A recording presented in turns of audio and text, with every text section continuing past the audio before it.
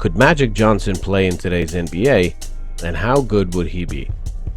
As most NBA basketball fans know, Magic Johnson was the face of the NBA in the 80s along with Larry Bird.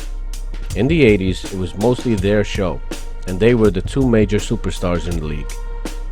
I already made an in-depth video on Larry Bird, and if he could play in today's NBA, and how good would he be? Check the video out because I think it's one of the best videos I've made so far. Link is in the description. It would only seem fitting that I would also make that kind of a video for Magic. Bird and Magic were different players. Bird had a lot of finesse and was a great passer, but what he also had was a long-range game, which is super important in today's NBA. As per the Larry Bird video, we already determined that he would be able to play in today's league and be one of the top players. That big difference for Larry is his long-range shooting. Magic did not have that, or did he? Let's look at the shooting aspect of his game. Let's start with the stats. Now, his career numbers for three-point shooting are very low indeed. He sits at 30.3% in three-pointers for his entire career. This is a very low number for today's standards, but does not show the entire picture. You see, Magic never really looked to score as much as Bird did in his career. Magic's points per game average of his career is 19.5. Larry's was much higher, almost 25 a game. But Magic's game was more of a passer, an incredible passer with great court vision. Don't get me wrong, whenever it was needed, Magic was able to score in bunches, no problem. He just wanted to play a different way than Larry did. Back to his shooting. As I said before, the career stats don't show the whole story for Magic. In his earlier years, his three-point percentages were super low. Some years were in the 20% range and some even lower. By those three-point percentage stats, we could determine that Magic just wasn't a good shooter. His overall field goal percentage was high and he shot over 50% from the field in 9 of his 13 seasons, but that's mostly thanks to his post-up game and the sky hook. As we look further down his stats in his later years, we began to see that when he started working on his three-point shot and his attempts per game increased, he did much better. Just to compare, he averaged less than 1 three-point attempt per 2 games played in his first 9 seasons, with an average of 18%. Yet he averaged 2.7 attempts per game in his last 4 seasons, with an average of 35% made. When you look at his stats that way, it simply looks like he didn't put a lot of work into shooting threes in the first 9 years in the league, but when he started to work on them, the improvement was unquestionable. It does show us one important thing, that if Magic was playing in this era of basketball and had to shoot threes a lot more, he would also work on them a lot more, and we know he had the capacity to improve in that aspect of the game a lot. He would probably be even better in this era, shooting around 38%, I would say. That is not bad at all, and would be more than enough to be more than competitive in that part of the game.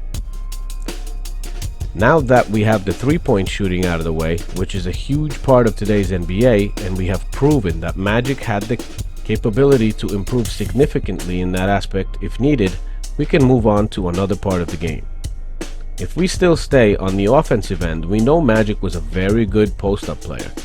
He would back you down, draw the defense, and would veer off for a sky hook or find an open man with his incredible court vision and basketball IQ. The post-up game in today's NBA is very scarce. Many players don't have the skills to be good post-up players in this era. Even a lot of big men have no clue how to play that way because everyone wants to shoot long range right now. Players are much softer nowadays and are simply not looking for that physical contact down low. Magic, with his post-ups, would be able to switch things up on you in an instant.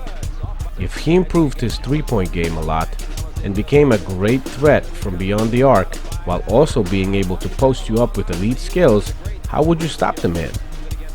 If you guarded him up close and got him off the three-point line, he would post you up as a 6'9" guard, no problem.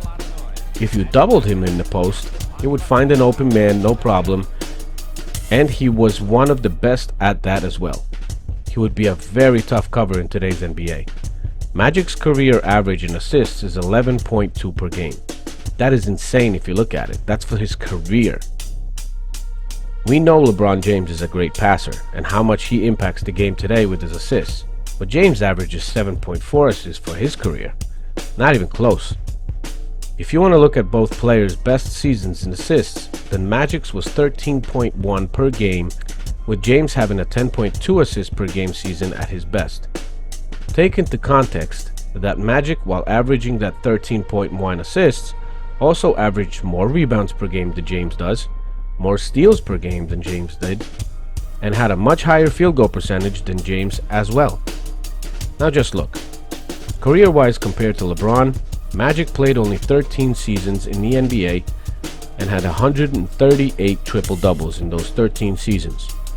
That is 13.8 triple-doubles per season.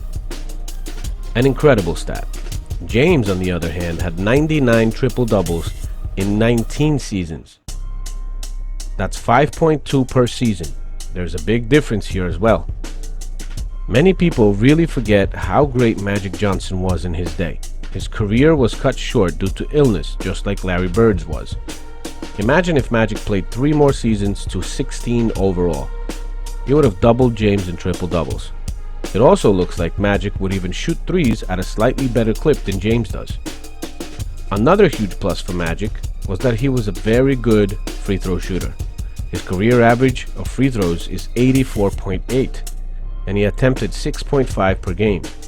That is a very high percentage, so because Magic had a great post-up game, he would have gotten a lot of calls in today's league as well, and capitalized on that a lot, mostly because in today's NBA you can't touch anyone or it's a foul.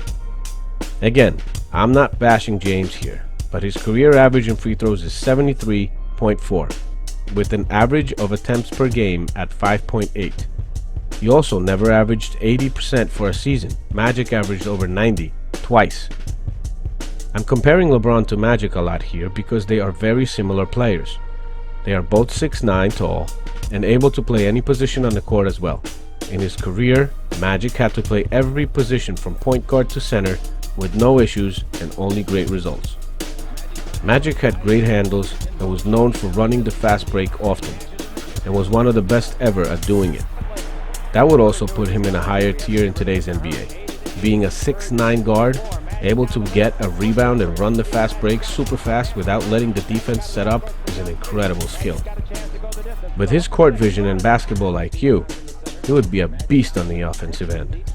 Many people wouldn't notice him as much like James or anyone like that because he didn't have a 40-inch vertical and did not fly over everyone for dunks every game. Magic was a shrewd, smart, and calculated player that always found a way to get to a spot he wanted to, or set up the offense of his team in a way to be able to draw the defense and find an open man cutting to the basket, or just get someone an open shot. You could argue that in his day, Magic weighed only 215 pounds, and would have a lot of problems with guards in this era who are stronger and heavier than what Johnson had to deal with in his day. You forget about one important factor. Because we're talking about Magic playing in this era of basketball, he would also have access to all of the dieting and fitness advancements he never had access to in his day. He would improve on every single skill we just talked about and be better at it. He would be quicker, stronger, and have more muscle on him as well. I'm not saying he would be like 250 like LeBron, but I can easily see him getting to 230, 235 and dominating today's guards without a problem. I see Magic having occasional problems if he tried to overpower players like PJ Tucker, for example, who's one of the fiercest defenders in the league today, but who doesn't have problems with that man?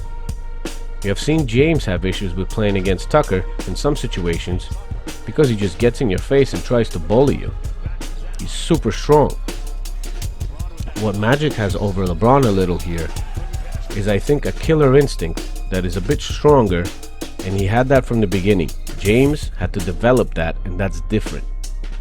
The more you would try to bully Magic, the more he would try to show you up and embarrass you with his post-ups, hook shots, and showtime assists. In my conclusion, I will also touch a bit on Magic's defense, but this is what I think about Magic playing in today's NBA. Magic Johnson will be one of the best in today's league.